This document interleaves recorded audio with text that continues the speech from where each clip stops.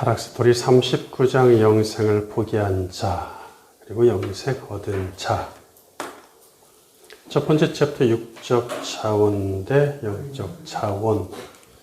육적 자원과 영적 자원 사이에서 모든 아담은 선천적으로 사탄과 저주 아래 놓여 있습니다. 자연인 그대로 두면 가인처럼 그 저주에서 벗어나지 못한 채 멸망합니다. 여기서 말하는 저주는 육적 저주보다 영적 저주에 초점을 둡니다. 만약 육적 저주라면 권세와 명예와 재물을 누리는 사람들은 스스로 그 저주에서 벗어난 것이겠죠. 그럼에도 많은 해석자가 가인의 저주를 육적 저주로 보기 때문에 본문을 문자 그대로 육에 적용하려고 합니다. 그러니까 이러한 문자적인 해석을 버릴 수가 없는 것이죠. 그들의 해석에 따르면 가인이 아벨을 죽여 그 피를 땅에 흘리게 함으로써 땅을 더럽혔기에 농사를 지어도 땅은 가인에게 소출을 주지 않는다는 것이에요. 그래서 정착할 곳이 없어 도망자와 방랑자로 살아간다고 말합니다.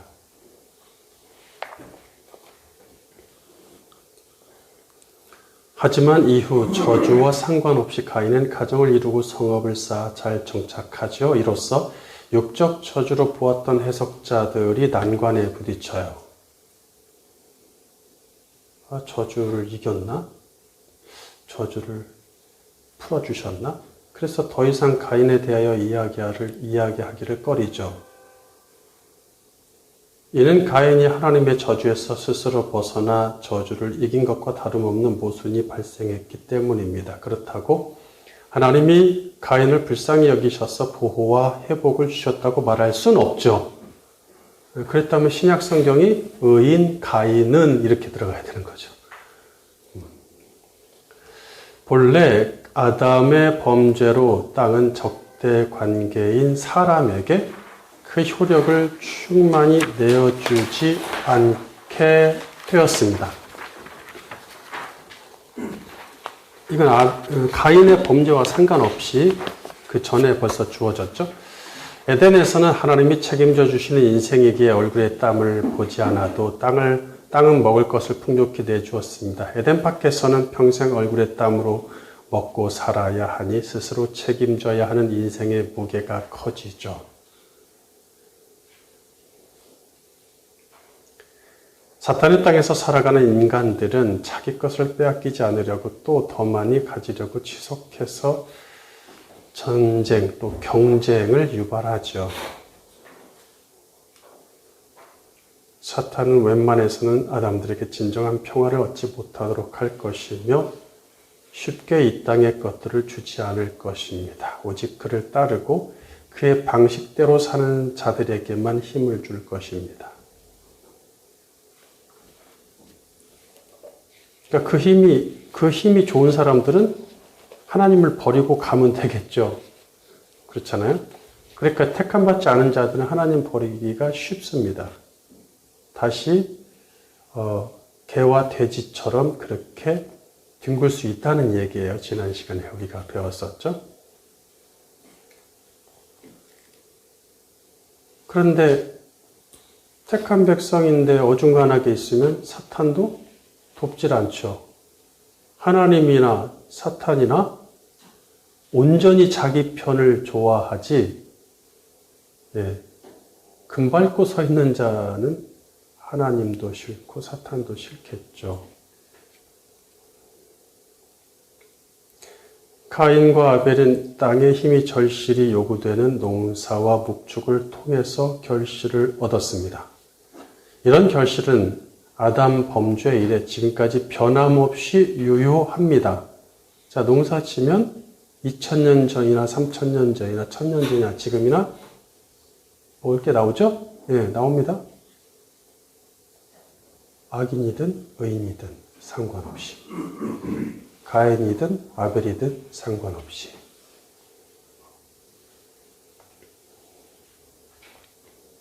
에덴 동산만큼은 아니더라도 땅이 주는 기본적인 힘이 누구에게나 주어진다는 것입니다. 그 힘이 없다면 그 어떤 존재도 직업과 상관없이 목축이든 농사든 상관없이 생명을 유지할 수 없습니다. 땅이 그 힘을 가인에게 주지 않는다면 그에게 죽으라는 말씀밖에 되지 않잖아요. 문자 그대로 보면. 그런데 그는 죽지 않았고, 그렇죠? 안 죽었어요? 땅에 에너지, 힘을 주지 않는데 안 죽었어요? 하나님은 또 그를 죽이지도 못하게 하시죠? 그러므로 가인이 받은 저주는 영적 저주를 해석해야 한다는 것입니다. 두 번째, 그 땅에서 영적 자원을 끊으시다. 창조주가 세상을 창조한 지 얼마 되지 않은 시대이므로 영과 육의 개념이 뚜렷했을 것입니다. 육의 네페시는 육의 자원이 필요하고 영의 네페시는 영의 자원이 필요합니다. 비록 아담의 범죄로 영의 네페시가 죽었을지라도 영이신 하나님과 교제가 완전히 영원히 끊어진 것은 아니죠. 하나님은 당신을 신뢰하는 자들에게 찾아오셔서 영의 자원을 공급하십니다. 아무리 육의 자원을 많이 가진들 육은 언젠가는 죽어 흙으로 돌아갑니다. 하나님은 소멸할 아담들을 계속 만들어내심으로써 무의미한 역사를 운영하시지 않겠죠. 타락 메시지에서 한 줄기 빛 같은 희망의 메시지를 남기셨으니 아담들의 근본적인 문제를 해결할 여자의 시입니다. 이제 그 시의 혜택을 입을 자가 되느냐 마느냐가 관건이겠죠.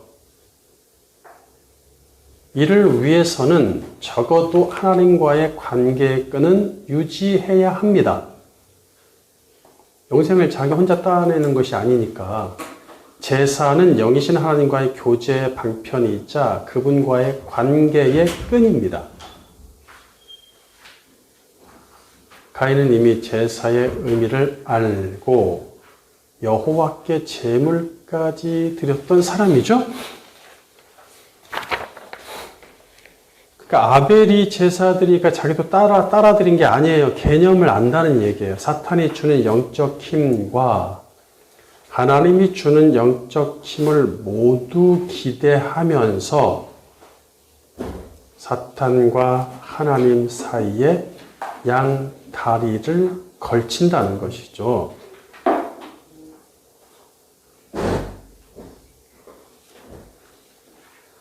성경은 이처럼 정체성이 불분명한 사람은 없다고 말하니 하나님과 사탄을 동시에 섬길 수 없기 때문입니다.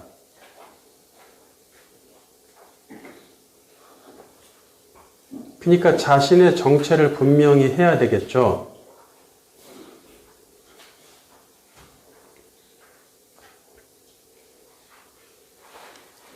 하나님과 재물을 겸하여 섬길 수도 없다. 그러니까 무엇에 너의 마음이 가 있는지, 무엇을 더 사랑하는지는 본인이 알잖아요. 그러니까 자기 정체성이 드러나게 돼 있어요. 가인은 사탄에게 속해서 사탄의 땅을 위해 일하는 자로 전락했습니다.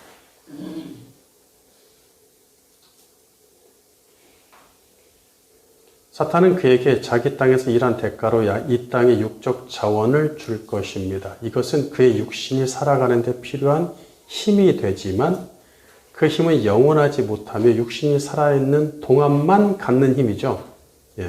한정되어 있죠. 1년이 될지 일주일이 될지 하루가 될지도 모릅니다. 그것은. 그 힘을 누리는 기간은 알 수가 없어요. 죽은 영이 소생할 수 있는 하늘의 자원을 받지 못한다면 정해진 짧은 인생만 살다 멸망할 것입니다. 영원한 멸망을 면하려면 하나님에게서 오는 하늘 자원을 공급받아야 합니다. 이 영적 자원을 통해서 그분과 교제하고 그분과 신뢰를 쌓아가야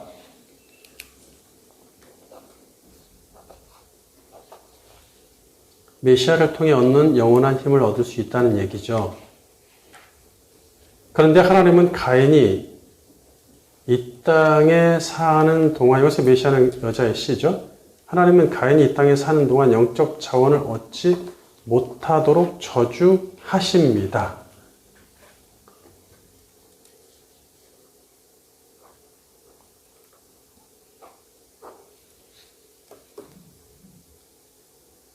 이제부터 가인은 이 땅에서 참 안식을 경험하지 못한 채 목적 없이 방황하는 피폐한 인생을 살 것입니다. 본문 11절 재번역. 내 손에서부터 내 형제의 피를 취하려고 입을 열었던 그 땅으로부터 이제 내가 저주를 받아서 내가 그 땅을 위해 일하여도 더 이상 그 힘을 너에게 주지 않을 것이므로 너는 세상에서 비틀거리며 방황하는 자가 되리라.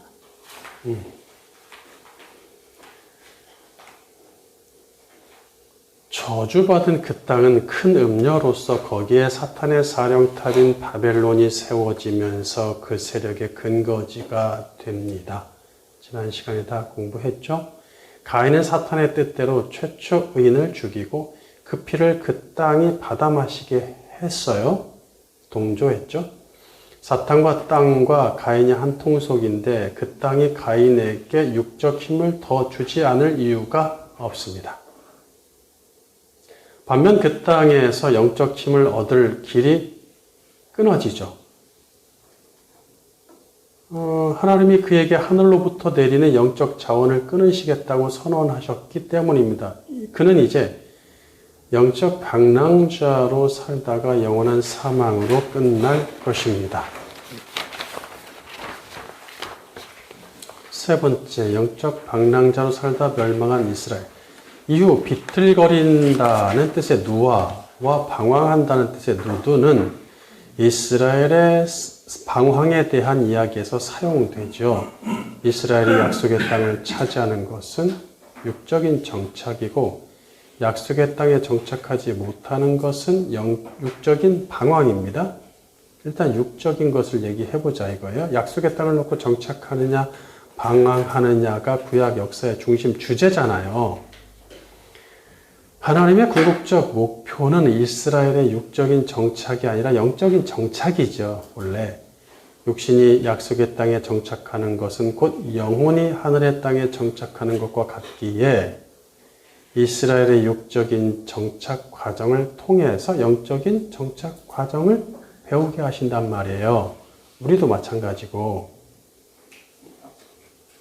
이스라엘의 이 과정을 구약 역사의 대부분을 차지하는 성경의 절반 이상을 차지하는 거의 3분의 2 가깝죠? 차지하는 이 이스라엘의 육적인 정착 과정을 통해서 배우자는 거예요.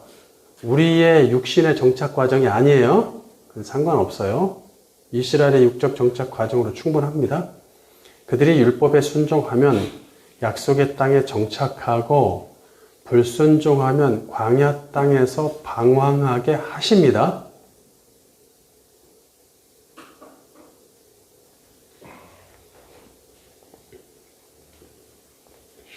이걸 우리한테 적용하면 안 돼요. 출애굽 1세대들은 불순종으로 인해 가나안 땅을 차지하지 못하고 멸망합니다. 민수기 32장 13절. 여호와께서 이스라엘에게 진노하사 그들에게 40년 동안 광야에 방황하게 하셨으므로 여호와의 목전에 악을 행한 그 세대가 마침내는 다 끊어졌느니라. 출애굽 2세대들은 은혜로 가나안 땅을 차지하고 안전하게 정착하지만 그들마저도 불순종의 죄를 범하고 그 땅에서 방황하죠. 그래도 어쨌든 그 땅에서 삽니다. 살긴 살아요. 정착은 하긴 해요. 왜냐하면 이미 그들은 가나안 땅에 정착한 이후이므로 이제부터는 이제 뭐예요? 그들의 방황은 영적 방황으로 취급됩니다. 열왕기상 14장 15절. 여호와께서 이스라엘을 쳐서 물에서 흔들리는 갈대같이 되게 하시고 이스라엘을 그의 조상들에게 주신 이 좋은 땅에서 뽑아 그들을 강 너머로 흩으시리니 그들이 아세라상을 만들어 여호와를 진노하게 하였음이니라. 열왕기하 21장 8절. 만일 이스라엘이 나의 모든 명령과 나의 종 모세가 명령한 모든 율법을 지켜 행하면 내가 그들의 발로 다시는 그의 조상들에게 준 땅에서 떠나 유리하지 아니하게 하리라 하셨으나 이스라엘의 문제는 가인처럼 육의 자원과 영의 자원을 동시에 얻으려는 욕망입니다. 세상 풍조와 이교도의 문화가 주는 육적 자원과 하나님이 주는 영적 자원을 동시에 얻으려고 하나님과 우상을 겸하여 섬긴다는 얘기예요. 예레미야는 우상에게서 온전히 돌이켜 하나님께 가야지 영적 방황에서 회복하는 길이라고 말합니다. 예레미야 4장 1절 바른 성경. 이스라엘아, 만일 내가 돌아오려거든 내게로 돌아오너라. 여호와의 말이다. 내가 만일 내 앞에서 내 혐오스러운 것들을 버리고 마음이 흔들리지 아니하며 여호와의 살아있음을 두고 진실과 공평과 정의로 맹세하면 민족들이 그를 인하여 복을 받고 그를 찬양할 것이다. 참으로 여호와께서 유다와 예루살렘 사람들에게 이같이 말씀하셨다. 너희를 위해 묵은 땅을 갈아라. 그리고 가시덤불에 씨를 뿌리지 마라. 유다 사람과 예루살렘 주민들아, 여호와를 위해 할례를 행하고 너희 마음의 가죽을 제거하여라. 그렇지 않으면 너희가 행한 악으로 말미암아 나의 분노가 불같이 일어나서 너희를 태울 것이니 그것을 끌 자가 없을 것이다. 영적 방황에서 벗어나려면 하나님의 여호와의 말씀이 필요하겠죠.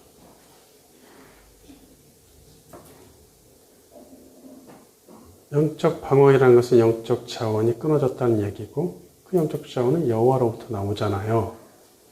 그들이 끝내 사탄의 나라가 추구하는 것들을 버리지 않고 우상과 하나님을 겸하여 섬기니 이제 말씀의 기근을 보내서 그러니까 아예 기회조차 사라지게 하겠다는 거예요. 기회조차. 이게 더 무섭죠? 그들이 계속해서 말씀이 없었던 건 아니고 그들이 율법을 가지고 있었고 그 율법의 행위를 지키고 있는 상태예요. 지금 계속해서. 그리고 선지자들이 계속 와서 얘기하고 있는데 이제 아예 그때는 그나마 기회가 있지만 이제는 기회도 없을 수 있다는 얘기예요. 왜? 말씀의 기근을 보내셔서 영원히 멸망하게 하신다는 얘기예요. 아모스 8장 11절. 주 여호와의 말씀이니라. 보라, 날이 이를지라. 내가 기근을 땅에 보내리니 양식이 없어 주림이 아니며 물이 없어 가람이 아니요 여호와의 말씀을 듣지 못한 기갈이라. 사람이 이 바다에서 저 바다까지 북쪽에서 동쪽까지 비틀거리며 여호와의 말씀을 구하려고 돌아다녀도 얻지 못하리니 그날에 아름다운 처녀와 젊은 남자가 다 갈하여 쓰러지리라.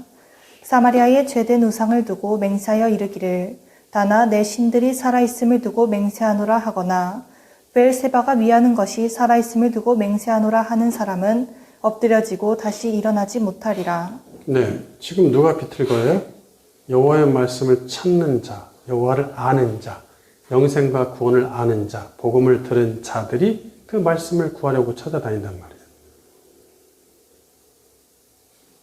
영적 자원이 필요한 것이죠. 그런데도 없어요. 기근을 보내겠다. 말씀의 기근. 이교도의 문화가 주는 짜릿함과 욕구 충족을 도무지 버릴 수 없었습니다. 그렇다고 율법과 제사도 버릴 수도 없었습니다. 결국에 그들의 약속의 땅 전체를 의미하는 부엘세바에서 단까지 각종 우상의 산당을 그대로 둔 채 하나님께 제사하고 예배했습니다. 영적 방황에서 벗어날 유일한 방편인 여호와의 말씀을 아예 마르게 하심으로 영적 지도자인 선지자와 제사장이 온 나라에 가득함에도 불구하고 여호와의 참 말씀은 들을 수 없어 멸망하고 맙니다. 예레미야 14장 10절 바른 성경. 여호와께서 이 백성에 대하여 말씀하시기를 그들이 그처럼 방황하기를 좋아하고 자기 발을 삼가지 아니하므로 여호와가 그들을 용납하지 아니하고 지금 그들의 죄악을 기억해서 그들의 죄를 벌할 것이다 하셨다. 오늘날 세상에 많은 사람이 영적 방황에 빠져서 영적 자원은 관심도 없이 오직 육적 자원을 차지하려고 한달이죠. 오늘날 벌어지고 있는 온 세상의 전쟁도 다 그것의 한 가지입니다.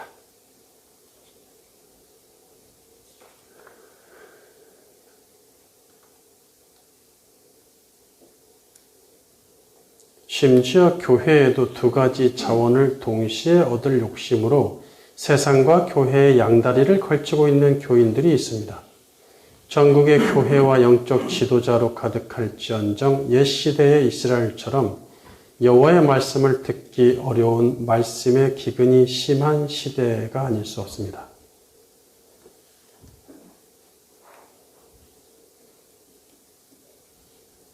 아니 기독교 방송도 점점 늘대요? 몇 개인지 모르겠네. 굉장히 많아졌어요. 예, 요거 많고, 진짜 미디어도 발달하고,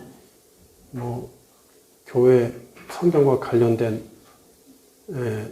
실시간 방송이나 유튜브도 수두룩하죠? 셀 수 없을 정도입니다. 근데 무슨 말씀의 기근이냐? 대부분 잘 보십시오. 어떤 내용입니까? 세상 풍조와 결합된, 듣기 좋은 얘기뿐이죠.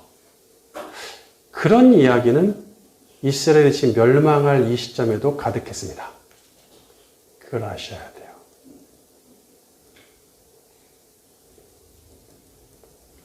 예수님은 여호와의 말씀이 풍성할 때가 아닌 기근일 때 재림하신다는 사실을 기억하면서 은혜를 구해야 합니다. 주님이 다시 오시는 것은 뭐예요? 고통받는 의를 구원하러 오실 텐데 두고 볼 수 없으셔서, 그러면 말씀이 풍성하면 오실 이유가 뭐가 있겠어? 그렇죠? 거기서 행복할 텐데 많은 사람이 기근일 때 오신다. 지금 점점 말씀의 기근의 시대가 더 깊어지고 있다. 이렇게 보시면 되겠죠. 두 번째 챕터, 가인에게서 나타나는 악인의 본성. 1. 전형적인 악인의 교만한 태도. 가인이 받은 저주는 창조 세상에서 피조물이 받을 수 있는 가장 크고 혹독한 저주입니다. 그러니까 농사 짓는데 다른 사람은 쌀 100가마니 생산하는데 너는 10가마니 생산, 그런 수준이 아니에요. 그런 식으로 대부분 해석하는데 주석가들이 그런 수준이야. 그건 저주가 아니죠. 그냥 기분이 나쁜 거지. 그냥 덜 먹으면 되고 남의 거 뺏어 먹으면 되겠죠. 그 수준이 아닙니다. 가장 혹독한 저주죠. 그는 자신이 받은 형벌이 감당하기에는 너무 무겁다고 토로합니다. 적어도 주님, 남들 100가마니 농사 질 때 나는 그래도 50가마니는 주셔야죠. 그런 토로입니까? 그 수준이 아닙니다. 본문 13절. 가인이 여호와께 아뢰되 내 죄벌이 지기가 너무 무거우니이다. 가인은 끝까지 하나님께 참여하지도 용서를 빌지도 않아요. 이것이 죄를 가진 모든 아담의 본성입니다. 손해 볼 것도 어려울 것도 없는데 믿져야 본전이지 않냐, 이렇게 얘기하지. 우리 쉽게 단 한 번이라도 자신의 잘못을 인정하고 죄사함을 구할 수 있을 것 같잖아요.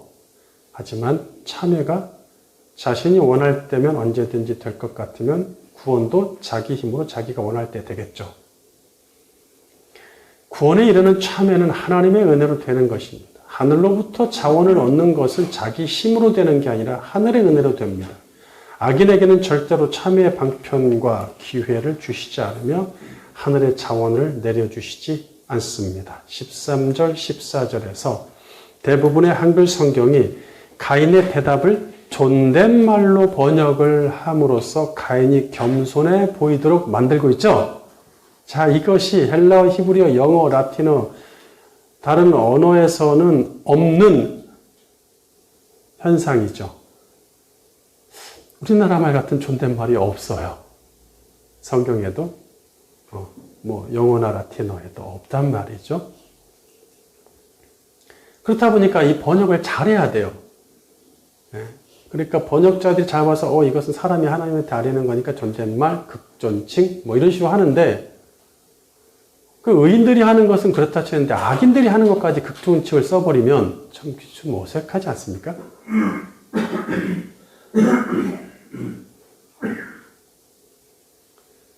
그러니까 이거 똑같은 거잖아요. 우리 일제시대 때 목숨을 내놓고 자기 목숨을 아깝다고 생각하지 않는 독립투사들이 있었죠?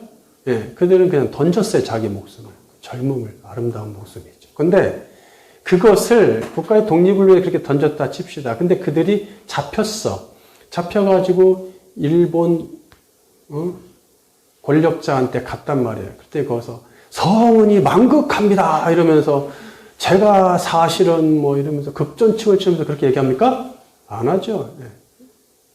노예 대하듯이 그 권력자 앞에서 아무리 그게 일본 천황일지라도 얘기합니다. 그게 맞죠. 왜냐하면 그 일본의 권력자와 독립군 투사는 공감할 수 있는 존재가 아니거든요. 말에서 다 나타나는 거예요. 근데 악인이 멸망을 향해 달려가고 하나님을 향해서 교만을 드러내는 악인이 하나님 앞에서 공감할 수 있는 것입니까? 없죠. 공감할 수 있는 존재가 아니죠. 그러니까 그런 극존칭이 좀 자제되어야 되지 않겠느냐 이런 생각입니다. 아뢰되, 가인이 여호와께 아뢰되, 아뢰되는 원어로 아마르인데 말하다입니다.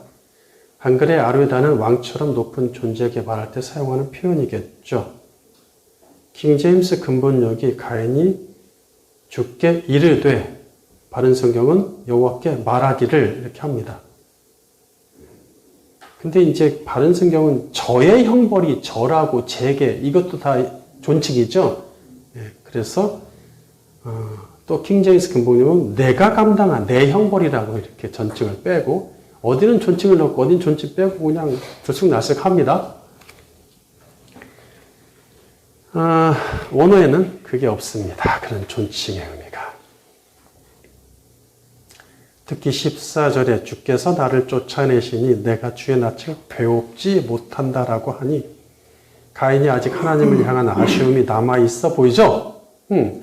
가인은 계속해서 하나님께 관계를 유지하고 싶은데 그렇게 되지 못하게 되어 나는 주님을 버린 게 아닌데 주님은 나를 버리셨으니 참 안타깝습니다. 라는 심정이 느껴지게 만들죠.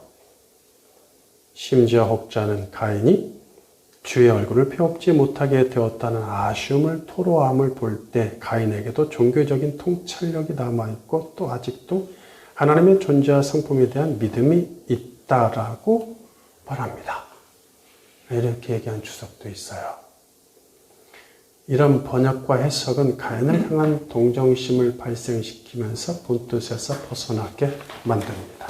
지금 가인은 동정심을 받을 정도의 겸손함과 참여하는 심정이 전혀 보이지 않습니다.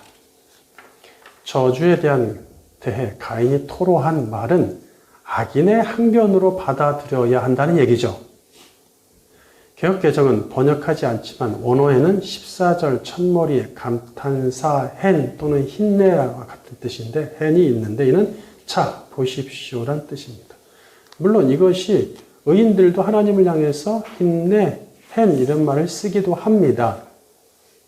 그러나 지금 분위기에서 가인은 하나님이 자신에게 내린 형벌의 형평성을 따지겠다는 태도를 보이니 전형적인 악인의 습성으로 보인다는 얘기예요. 두 번째, 가인의 대답에 올바른 번역 시도. 우리 성경은 14절이 4개의 문장으로 이루어져 있으면서 어디가 주절이고 종속절인지 또 핵심이 무엇인지를 구별하기가 어려워요. 뭐가 이유고 뭐가 결과인지도 모르겠고. 그러니까 이제 우리 성경이 잘 쓴 말, 뭐뭐인즉, 싸우니, 뭐뭐 싸우니, 뭐뭐인즉, 뭐뭐리니 이런 것들이 도대체 이게 because of 이유를 얘기하는 것인지, 예? 결과를 얘기하는 것인지, 아니면 보충 설명인지를 알 수가 없어요. 예. 그게 이제 특징이죠, 개역개정에. 그러니까 이것을 이렇게 가면 안 된다는 얘기예요. 특히 줄임말과 존댓말이 많이 들어가니까 더욱더 어려워집니다. 본문 14절 주께서 오늘 이 지면에서 나를 쫓아내시온즉 내가 주의 낯을 배웁지 못하리니 내가 땅에서 피하며 유리하는 자가 될지라 무릇 나를 만나는 자마다 나를 죽이겠나이다. 네, 복잡합니다. 더 복잡해질 수 있지만 여기까지만 한번 이해해 주셨으면 좋을 것 같아요. 지면은 그 땅을 뜻하는 하 아다마와 얼굴을 뜻하는 파님이 합해진 말입니다. 직역하면 그 땅의 얼굴이 되겠죠. 물론 어떤 표면을 얘기할 때 표면이 겉 얼굴이죠. 면이 얼굴 면자잖아요. 그러니까 파님이란 얼굴을 쓰지만 그것을 다 얼굴로 번역하지는 않아요. 예. 내가 주 앞에서 이럴 때도 파님이 쓰이지만 주의 얼굴 앞에서 이렇게 번역하지는 않거든요. 잘 그렇게 하지는 않거든요. 주의 면전에서 뭐 이런 번역도 있긴 하지만 그것이 사람이 아니라 어떤 무생물에도 이 파님 얼굴이 들어갑니다. 우리도 무생물한테 얼굴이라는 단어를 쓰잖아요. 제 얼굴 좀 돌려봐 이런 거는 생명이 살아있는 살아있는 생물이 아님에도 불구하고 이렇게 좀 바르게 해놔봐 이런 뜻이잖아요. 그래서 얼굴이란 말을 무생물한테도 쓰지만 여기서는 그것을 좀 직역할 필요도 있다는 얘기예요. 그 땅의 얼굴. 우리는 이를 줄여서 한문으로 참 좋죠. 지면, 땅지자, 면자. 이게 면의 얼굴을 향하겠죠. 지면이라고 번역함으로써 원어의 맛을 살리지 못합니다. 한글은 구절을 여러 개 단어로 된 구절을 단 몇 글자로 된 한 단어로 줄이는 장점이 있어요. 네. 대표적인 게 우리가 뭐였어요? 천지, 샤마임, 그리고 에레츠, 하늘들과 그 지구, 이건데 천지로 그냥 줄일 수 있다는 그런 게 너무 많아요. 네. 왜냐하면 한문이 그렇거든요. 중국의 한자가 그렇기 때문에 이제 거기서 영향을 받아서 그렇습니다. 그것이 때로는 장점이 됩니다. 제가 그것을 장점으로 많이 활용하지만 다 그러기에는 무리가 있다는 얘기죠. 단점이 되기도 하거든요. 그러니까 각조 58번에 헬라어와 히브리어와 헬라어처럼 영어에서도 구절을 한 단어로 줄일 수 없단 말이에요. 영어도 그런 방식을 취할 수가 없어요. 영어는 뜻글자가 아니니까. 우리는 뜻글자 반대가 뭐죠? 소리글자. 무슨 글자라고 하는데 갑자기 생각이 안 나네. 뜻글자와 소리글자를 합칠 수가 있어요. 한문은 뜻글자고 나머지는 그냥 소리글자인데 그것이 무슨 단어가 있는데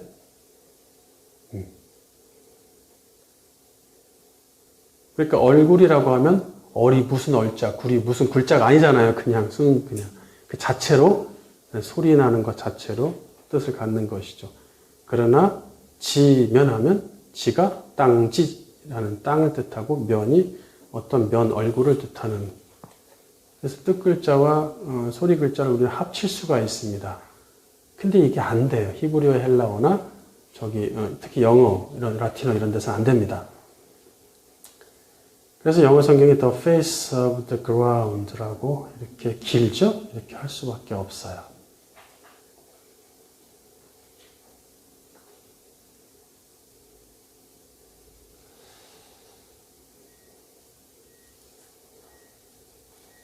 주의 낫이란 말도 있는데 여기서 낫도 파님이에요. 낫이란 말은 사실 낫이라는 것은 존칭이 아닌데 여기서는 또 비존칭을 썼네요. 낫.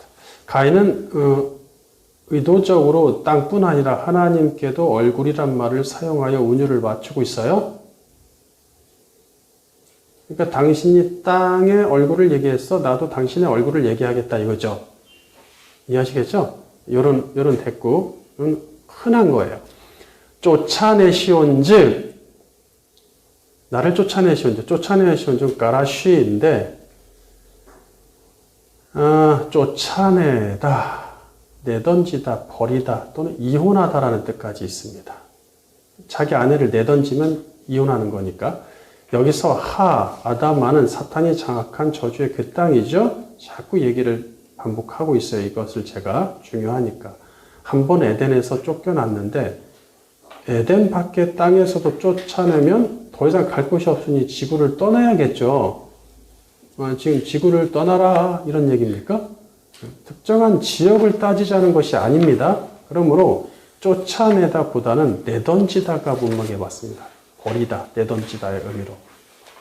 그래서 뭐 각기 59번의 틴데일 중세 번역된 것들, 현대 이전의 오래된 번역본들을 페시타 영역 또는 브렌튼 70인역은 캐스트, 내던지다로 번역을 하고 있단 말이에요. 배웁지 못하리니 내가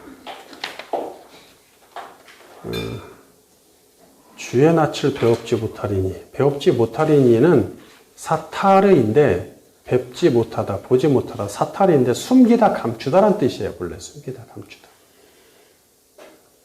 내가 이걸 왜 배웁지 못하다라고 번역을 했는지 모르겠어요. 아마도 제가 막 생각이 나기로는 이게 이제 수동태냐 능동태냐 이 문제에서 꼬인 것 같은데, 번역자가 내가 주의 낯을 배웁지 못하리니 라는 번역은 본뜻에서 벗어났단 말이에요. 이처럼 보지 못하는 아쉬움이 남는 듯한 번역은 인본주의적 잔재로 봅니다. 흠정력인 내가 주의 얼굴을 떠나 숨으리다로 번역하고, 영어 성경도 하나님의 얼굴로부터 숨겠다는 식으로 번역을 다 하고 있어요. 흠정력은 내가 주의 얼굴을 떠나 숨으리이다.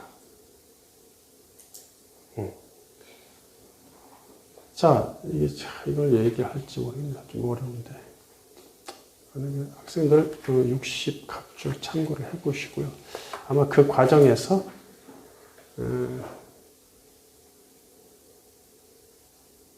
그러니까 이제 이런 거예요. 사타르란 말이 숨기다, 감추다라는 뜻이에요. 그러니까 이것은 내가 나를 숨기는 게 아니라 내가 어떤 물건을 숨기는 거니까 그 물건 입장에서는 수동태로 당한 거죠. 사역형이 되는 거예요. 이 자체가 그냥 그대로 이 사타라는 단어가 그런 의미를 갖고 있어. 근데 내가 내 자신을 숨긴다라고 할 때는 수동태를 쓰이는 거예요. 근데 수동태로 숨기다의 수동태는 숨다가 되는 것이죠. 거꾸로. 히브리어에서는 그 자체로 수동태인 게 있고 그 자체로 능동태인 게 있어요. 그런데 능동태인 경우는 수동태로 바꿔주면 수동태로 하면 되는 거예요. 그냥 먹다, 먹이다로 바꾸면 됩니다. 근데 먹이다라는 뜻을 가진 단어가 있어요. 그 자체로 수동적인 느낌이 있잖아요. 그것은 먹다로 바꾸려면은 거꾸로 걔도 수동태로 바꿔주면 먹다가 되는데 그건 원래는 능동태가 된 거잖아요. 이게 좀 어려운 거야, 말씀이. 그러한 것 과정에서 내가 나를 이제 여기서 이게 사역형, 그러니까 니팔형이라고 하는데 히브리 니팔형이라고 하는데 이것이 수동태인데 수동 강조가 되다 보니까 내가 내 자신을 숨겨지게 하다 하니까 이제 줄을 못 뺀다 이렇게 숨겨지면 줄을 못 빼니까 이렇게 의역이 된 것 같아요. 내가 땅에서 피하며 유리하는 자가 될지라는 하나님이 말씀하셨던 너는 땅에서 피하며 유리하는 자가 되리라를 가인이 그대로 인용한 거예요. 하나님 그렇게 말씀하시죠. 너는 땅에서 피하며 유리하는 자가 되리라 그랬죠.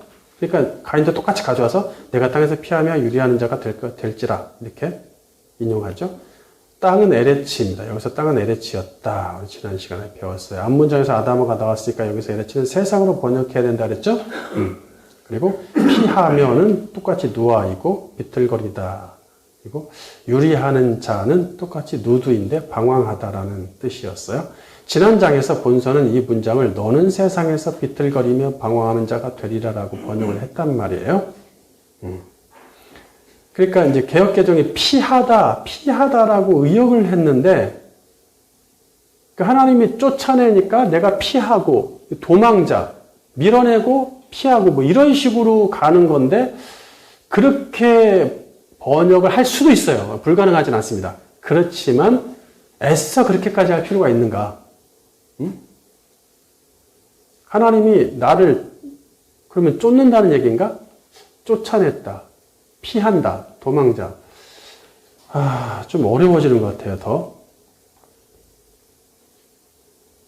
나를 만나는 자마다에서 만나는은 마차인데 찾다, 발견하다, 이르다입니다. 그러니까 이게 만나다, 보다 이런 단어는 따로 있는데 여기서 마차는 찾다, 발견하다, 이르다 라는 뜻이죠. 이는 아무 목적 없이 우연한 만남을 의미하지 않고 분명한 목적을 가지고 따라잡아 그에게 도달한다는 뜻을 갖죠. 개역개정은 마차에 이르다란 뜻을 채택하여 사람들이 나한테 이르렀을 때 그런 만남이 이루어지죠. 이런 식으로 이제 의역이 된 것 같아요. 모든 사람이 자신에게 이르러서 만남이 발생한다는 식으로 의역이 됐다.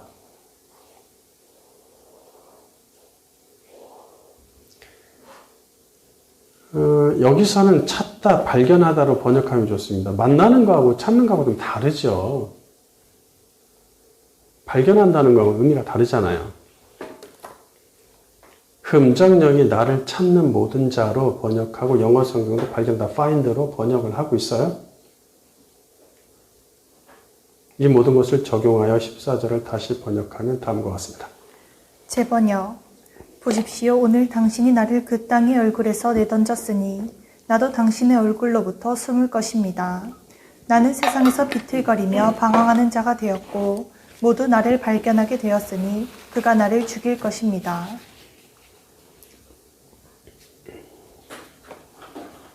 가인은 하나님의 저주의 말씀을 완료형 동사로 다시 말하고, 그러니까 여기 잘 보면 하나님이 하신 말씀을 인용하고 또 자기 얘기도 하고 추가하고 이러죠. 그러니까 이게 하나님이 하신 거에 대해서는 완료형으로, 히브리어 동사는 완료형과 미완료형이 있다 그랬죠. 완료형과 미완료형. 굉장히 어렵습니다, 이거는. 이거를 완료는 완료된 거니까 과거로 번역하는 경우가 태반이고, 미완료는 아직 완료되지 않은 행동이니까 현재나 미래로 번역하는 경우가 태반이긴 해요. 그러나 반드시 그렇게 하면 큰 일이 납니다. 하나님은 미래에 있을 일도 완료형으로 말씀하시기도 합니다. 하나님이 그렇게 즐기세요. 그러니까 메시아의 관계, 특히 메시아에 관계된 일들은 다 완료형을 얘기합니다. 미리 완료된 것처럼. 그러니까 히브리어의 특징이 있기 때문에, 성경의 특징이 있기 때문에 그렇게 몰아가면, 시제로 몰아가면 안 됩니다.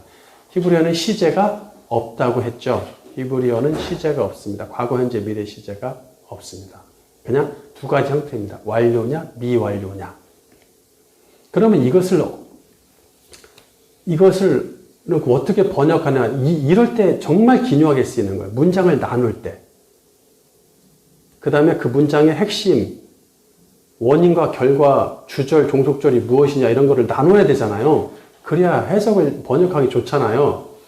그럴 때 완료, 비완료형을 묶을 수 있어요. 그런 거는 매우 기묘합니다. 각주 61번을 먼저 볼게요. 히브리어 동사는 완료형과 미완료형이 있다. 이는 시제를 의미하지 않지만 번역자들은 시제에 적용하기도 한다. 완료형과 미완료형이 혼재해서 사용될 때는 그것이 문장을 나누는 기준이 된다. 흠정역과 몇몇 영어 성경이 14절을 두 개의 문장으로 크게 나누어서 번역을 하고 있어요. 흠정역과 ESV, English Standard Version을 참고하시기 바랍니다.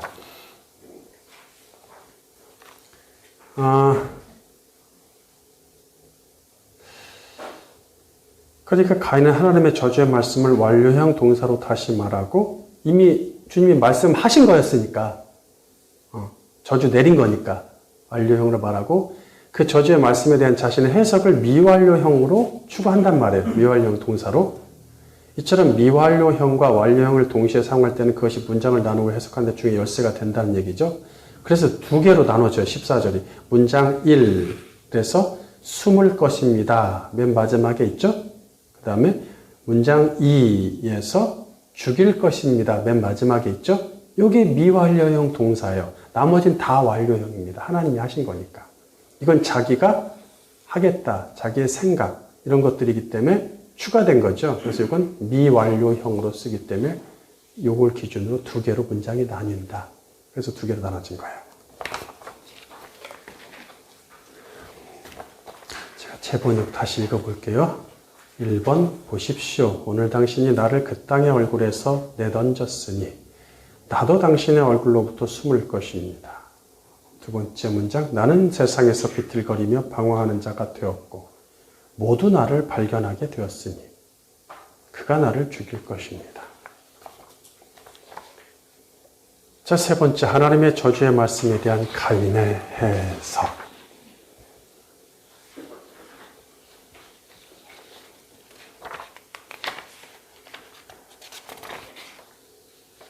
어려울 줄 알았는데 금방 끝나네.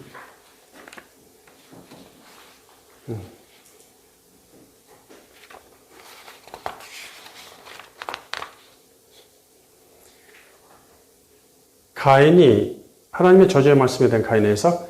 가인이 하나님의 저주의 말씀을 그대로 가져와서 인용하고 그것을 자기식으로 해석하고 자기 의지를 표명한단 말이에요. 자기 생각을 덧붙인다는 얘기예요. 쉽게 얘기하면. 자, 따라서 12절의 저주의 말씀, 하나님이 하셨던 거, 그 말씀을 가져와서 비교할 필요가 있어요. 가인이 해석한 것과 비교를 하겠다는 얘기예요. 본문 12절 재번역 1. 내가 그 땅을 위해 일하여도 더 이상 그 힘을 너에게 주지 않을 것이므로 2. 너는 세상에서 비틀거리며 방황하는 자가 되리라. 네. 자, 먼저 저주의 말씀 1과 14절에서 가인의 해석 1을 비교하겠습니다. 저주의 말씀 1. 내가 그 땅을 위해 일하여도 더 이상 그 힘을 너에게 주지 않을 것이다. 가인의 해석 1. 오늘 당신이 나를 그 땅의 얼굴에서 내던졌으니 나도 당신의 얼굴로부터 숨을 것입니다. 자, 그러니까 여기에 지금 저주의 말씀 12절 앞문장에, 그 다음에 가인의 해석 1은 14절입니다.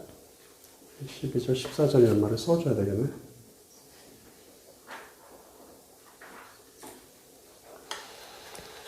그는 사탄의 땅에서 사는 아담들은 하나님의 사랑과 은혜가 필요하며 그분과의 교제를 통해 하늘로부터 오는 자원을 받아야 한다는 사실을 가인도 알고 있죠.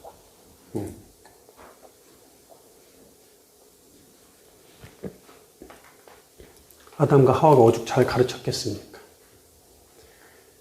그의 제사가 이를 입증해 줍니다. 아니까 제사도 드렸겠죠? 그럼에도 그는 사탄이 주는 자원이 더 좋아서 사탄을 선택했고 사탄에게 속한 자가 되었으니 하나님이 사실상 그를 내버리심이 정당하죠. 그는 아직도 하나님께 은혜를 구할 수 있습니다. 아직도. 하지만 이 땅에서 영생할 자원을 받지 못하는 저주를 받았으니 자기의 운명을 그대로 받아들이고 맙니다. 오늘 당신이 나를 그 땅의 얼굴에서 내던졌으니 나도 당신의 얼굴로부터 숨을 것이다. 즉 주어진 육신의 수명대로만 살고 끝나겠다는 것이죠. 그 땅은 사탄의 저주받은 땅이고 가인의 활동 무대이자 모든 자존심과 힘의 배경, 그의 인생이 걸려 있죠. 그 땅에. 그 땅을 아바다하는 자가 됐으니까. 그런데 그 땅의 얼굴 앞에서 그 땅을 의인화하고 있어요. 하나님도 의인화했잖아요. 땅이 입을 벌려서 마셨다. 그 피를 받았다. 의인화했으니까. 땅이 뭐 그런 거 할 줄 알겠어요? 그러니까 가인도 그 땅의 얼굴이라는 표현을 쓰죠. 그 땅의 얼굴 앞에서 내던짐을 당했다는 것이 그 땅은 뭐예요? 자기의 전부. 삶이 부정당하는 것이죠. 자기 전부인데. 그를 분노하게 만듭니다. 어차피 하나님이 자신을 버렸으니 자기도 하나님을 버리겠다고 선언합니다. 사실상 뭐 하나님을 떠난 건 이전부터 떠난 거죠. 그는. 하나님의 얼굴을 보지 않고 하나님 없이 살겠다는 것입니다.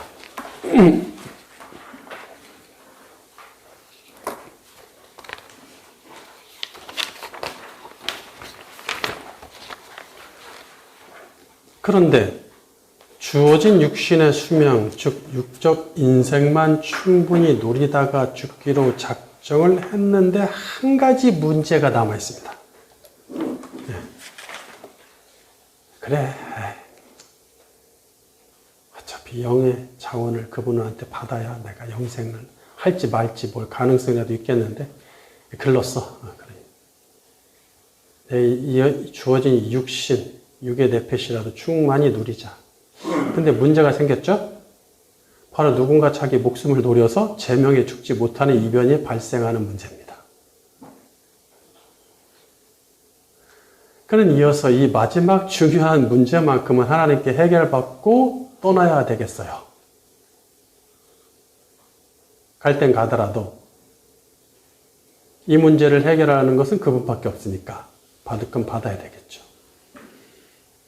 그래, 이제 저주의 말씀 2번과 가인의 해석 2번을 비교하겠습니다. 저주의 말씀 2. 너는 세상에서 비틀거리며 방황하는 자가 되리라. 가인의 해석 2. 나는 세상에서 비틀거리며 방황하는 자가 되었고 모두 나를 발견하게 되었으니 그가 나를 죽일 것입니다. 그러니까 하나님이 하신 말씀을 그대로 또 가져오면서 그것을 또 가지고 해석을 하고 자기의 의지를 표명하고 그러죠. 예. 그는 저주의 결과로 나타날 현상인 너는 세상에서 비틀거리며 방황하는 자가 되리라를 그대로 인정합니다. 그대로 인정하고 가져와서 인정합니다. 그런데 한 가지 현상을 더 추가하니 모두가 자신을 발견하게 되었다는 것이죠.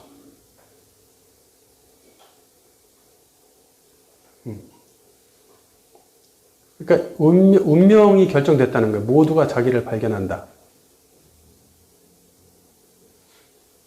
지금 세상에는 다른 가족이나 민족이 존재하지 않고 부모인 아담과 하와를 통해서 나온 형제만 존재합니다. 따라서 가인이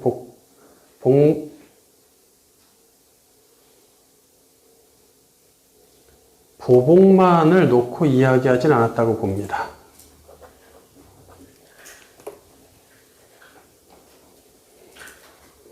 그러니까 이제 아벨의 자식이나 아내가 있으면 보복당할 수도 있죠. 근데 없잖아요. 이 아벨이 결혼하여 가족이 있다고 볼 수 없으므로 그를 보복할 사람이 뚜렷하게 존재하진 않아 보이죠? 그는 이후에 생겨날 모든 인류까지 계산합니다. 네, 계산하죠? 자신이 쉽게 살인했던 것처럼 사탄에게 속한 누군가도 쉽게 살인을 저지를 것이라고 생각되겠죠? 네. 나도 그냥 살인했으니 다른 사람도 언제든지 살인할 수 있겠구나. 맘만 먹으면. 자기도 맘만 먹으니까 됐는데. 그리고 자기 죽지도 않았으니 다른 사람도 흔하게 있을 일 같네. 특히 사탄은 달면 삼키고 쓰면 뱉을 수 있는 존재이므로 사탄에게 죽임당할 수도 있다는 것이죠. 사탄이 직접 아니더라도 누군가를 통해서 어쨌든 그렇습니다. 생명은 하나님께 속했으니 그분이 지켜주시지 않는다면 그의 생명은 언제든지 죽을 위험에 노출된 것입니다. 당장 보장할 수 없어요. 가인은 사실상 저주받기 전에 이미 하나님을 떠났던 차입니다. 그는 어차피 저주받았고 영생 얻기는 틀렸으니 주어진 생명이라도 보장받아야겠다는 생각뿐입니다. 그렇지만 창조주는 사람에게 당신의 호흡을 통해 영원의 개념을 주입하셨죠? 영원이란 개념을 주입하셨다. 영원. 이로써 모든 아담은 영생을 갈망하는 본성을 갖기 때문에 더 오래 살려고 하죠. 세상의 3대 거짓말 중에 하나는 노인들이 빨리 죽겠다고 하는 거라고 그러잖아요. 그러니까 물론 우스갯소리겠지만 그렇게 사람은 본성이 있단 말이에요. 왜? 영혼의 개념을 심어두셨기 때문에. 아무리 죄의 본성이 강할지라도 영생의 본성을 없애진 못합니다.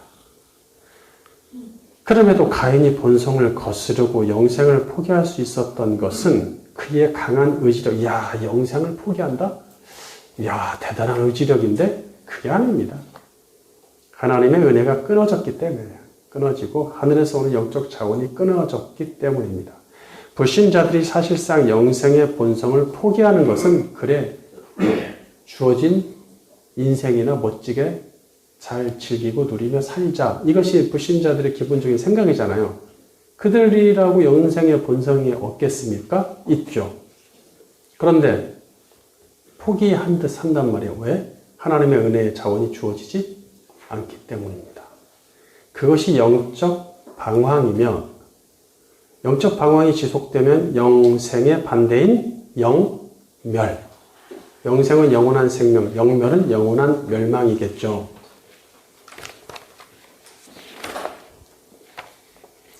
영생의 본성은 영적 차원과 결합할 때 빛을 발합니다. 다시, 영생의 본성은 영적 차원과 결합할 때 빛을 발합니다. 영적 차원이 끊어지면 영생의 본성은 포기되어집니다. 그러면서 나타나는 현상이 뭐죠? 이 땅에 목숨 거는 것. 영생이 포기되어졌으면 이 땅에 목숨 거는 것 외에는 남은 게 없습니다.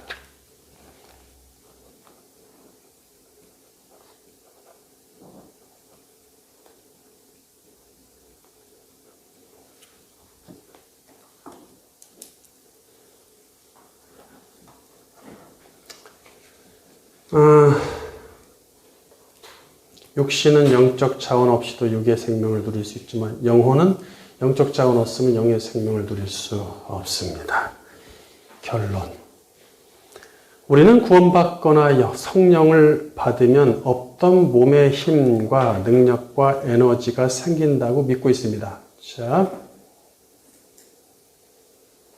영적 자원과 육적 자원. 영적 자원은 영의 에너지, 힘, 육적 자원, 육의 에너지, 힘, 이런 것들 다 얘기하겠죠.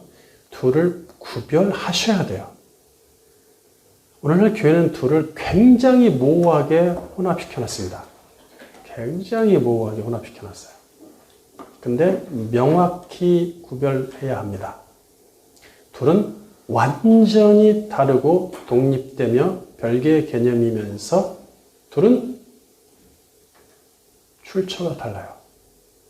목적도 다르고 결과도 다릅니다. 추구하는 자들도 다르고 완전히 다르니까 둘을 어중간하게 혼합하는 오늘날에 안타까워요. 많은 교회가 그렇습니다. 어중간하게 혼합되어 있습니다. 저도 그래서 그 전에 제가 가장 좋아하는 구절 중에 하나가 독수리 날개쳐 올라가는 힘이었습니다. 나는 세상에서 성공을 반드시 할 것이고 내가 큰 사업을 할 것이라는 목표를 어렸을 때부터 가졌기 때문에 그 일을 향해서 목숨을 내던졌는데 봄이 하나네? 남들은 배경이라도 있잖아요. 뭐라든지 아무 배경이 없어. 배경이 없다 보니까 그러니까 재산이 있냐 아니면 집안에 밀어줄 만한 무슨 정치인이라도 있냐 무슨 재벌이라도 있냐 하다 안 되면 오랫동안 쌓여온 벗들이 있냐 그것도 아니야. 하도 이사를 많이 다녀서 진정한 벗이 없어. 계속 학교를 바꾸니까. 그러니까 이것이 이제 아무것도 없으니 남들보다 10배는 더 일해야 성공할 수 있을 것 같아요. 그래 하나님을 의지하면서 최선을 다했어요. 나름 내가 아는 지식, 영적 지식의 선상에서 힘이 부족해. 근데 내 결론 내린 건 난 하루에 3시간을 자는 수밖에 없겠구나. 그렇게 결론을 내리고 별짓을 다 했어요. 근데 힘이 부족해. 그러니까 독수리 날개쳐 올라간 같은 힘을 달라고 매일 밤마다 있게 됐습니다. 한 번도 그런 힘은 안 나타났어요. 하나님 나를 미워하셔서 그랬을까?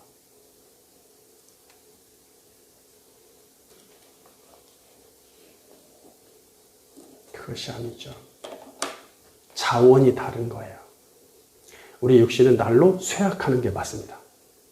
우리 육신이 날로 쇠약하지 않는다면, 우리 육신이 연약하지 않는다면 영원한 나라를 갈망하지 않게 돼 있어요. 불신자들이 그렇잖아요.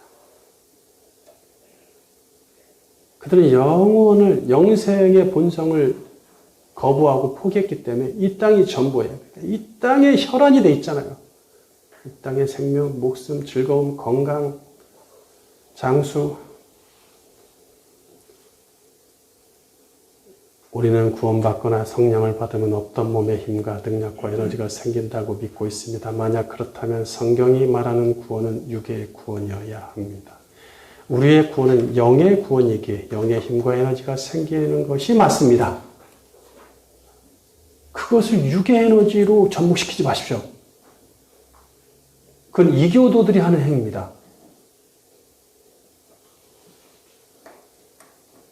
그래서 오늘날 관상기도 명상 별거 다 하는데 교회에서 그렇게 한다고 영적 힘을 받아가지고 육의 힘이 생기는 것이 아닙니다. 이 영적 힘과 에너지는 오직 하나님으로부터 비롯됩니다. 우리가 우리 육신의 힘이 너무 연약해. 에너지가 부족해. 나는 왜 이렇게 에너지가 부족하지? 남들은 이것도 하고 저것도 하고 저것도 하고 다 하는데 나는 왜 이것만 해도 힘들지? 나는 에너지가 왜 부족해? 남들은 잠 안 자고 사는데 나는 꼭 잠을 이렇게 자야 되지? 많은 육적인 자원들을 필요로 합니다, 우리는. 그러나 나에게 육적 자원이 고갈되고 나에게 육신이 약해짐을 감사 찬송하십시오. 그것은 바로 하나님을 의지하라고 주시는 현상이기 때문이죠. 하나님은 우리가 넘치는 불로 장생하면서 넘치는 건강, 남들 열목하는 몸을 가지고 육의 자원을 가지고 교회를 100개 짓는 것보다 겸손하게 그분 앞에 무릎 꿇고 의지하는 것을 더 좋아하십니다.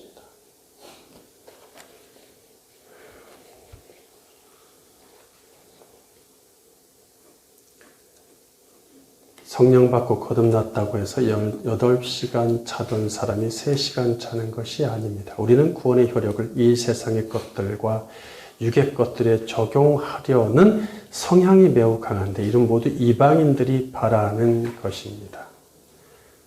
그래서 하다 안 되니까 아이고 별 볼 일 없단 말이야. 아무리 믿어도 그래서 나오는 것이 윤회설이에요. 나를 정당화시키고 그 신을 믿고 내 존재 가치를 부정당하지 않는 유일한 방법이 윤회설입니다. 많은 종교가 그것을 따르죠. 오늘날 영화와 드라마도 대부분 윤회설에서 비롯됩니다. 그것을 추구합니다. 어차피 이 땅 포기하고 다음 생애를 기다려보자.